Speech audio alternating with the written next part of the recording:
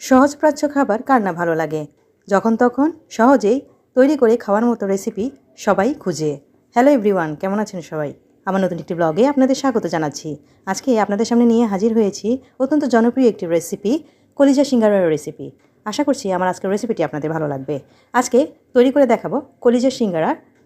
আশা করছি এই রেসিপিটি পুরো প্রস্তুত প্রণালী আপনারা শিখে নিতে পারবেন আমার ভিডিওর মাধ্যমে। তো চলুন শুরু করা যাক আজকের রেসিপি। এই রেসিপির জন্য এখানে আমি নিয়েছি প্রায় 1 কাপ পরিমাণে কলিজা। এখানে আমি মুরগির কলিজাগুলো নিয়েছি, এগুলোকে ভালোভাবে ধুয়ে পরিষ্কার করে কুচি করে কেটে নিয়েছি। এখন এগুলোকে আমি চুলাতে রান্না করব। এই জন্য চুলাতে একটি পাত্রে দিয়ে দিলাম সয়াবিন তেল 2 টেবিল চামচ পরিমাণে। তার মধ্যে দিয়ে দিচ্ছি পেঁয়াজ কুচি 1/2 কাপ পরিমাণে।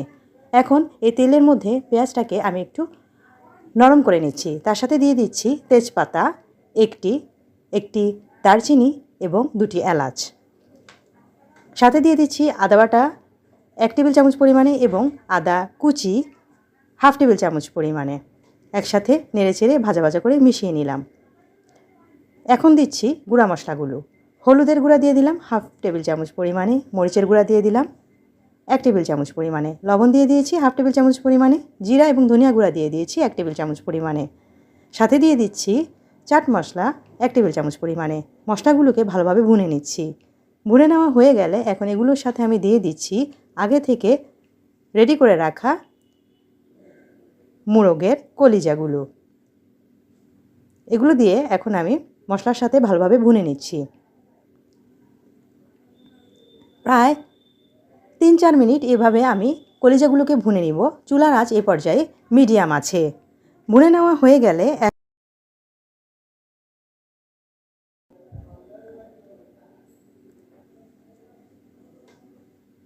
দেখতে পাচ্ছেন খুব সুন্দর ভুনা ভুনা হয়ে গেছে এবং পানিটাও শুকিয়ে এসেছে কলিজার।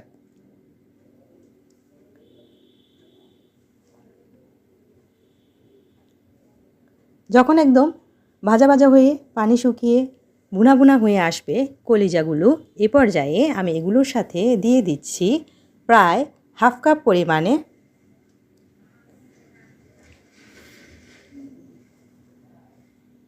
টক দই। টক দই দিয়ে ভালোভাবে নেড়েচেড়ে মিশিয়ে নিলাম। এখন এগুলোর সাথে আমি দিয়ে দিলাম পানি 1/2 কাপ পরিমাণে। ভালোভাবে নেড়েচেড়ে মিশিয়ে নিচ্ছি।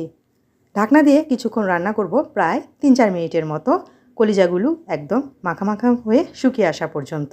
কলিজাগুলো ভালো করে শুকিয়ে মাখা মাখা হয়ে আসলে এই পর্যায়ে দিয়ে দিচ্ছি আমি আগে থেকে টুকরো করে রাখা আলু। এখানে আমি প্রায় 2 কাপ পরিমাণে আলু নিয়েছি।